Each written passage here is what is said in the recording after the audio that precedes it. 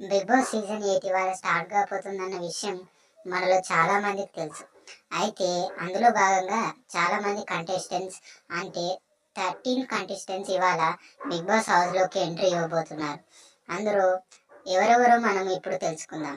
మొదటిగా వచ్చేసి ప్రేరణ కన్నం. తిను 28 ఇయర్స్ ఓల్డ్ వ్యక్తి. ఈమె కృష్ణ ముకుంద మురారి సీరియల్లో మరియు కిర్రాక్ బాయ్స్ అనే షోలో పార్టిసిపేట్ చేసింది. మరియు సెకండ్ కంటెస్టెంట్ వచ్చి పృథ్వీ. ఇతను నాగిని సీరియల్లో పార్టిసిపేట్ చేశాడు. థర్డ్ వచ్చేసి సోనియా ఆకుల. తిను బీటెక్ చదివింది, చాలా సినిమాల్లో కూడా పార్టిసిపేట్ చేసింది.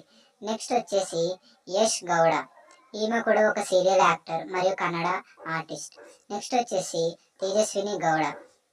తర్వాత బెజవాడ బేబక్క. తిను ఒక ఎన్ఆర్ఐ.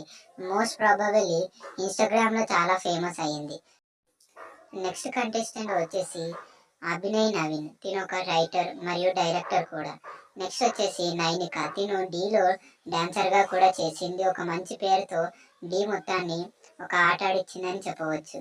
మరియు నెక్స్ట్ వచ్చేసి నిఖిల్. తర్వాత నాగమణి కంట. ఇతను కూడా ఒక యాక్టర్.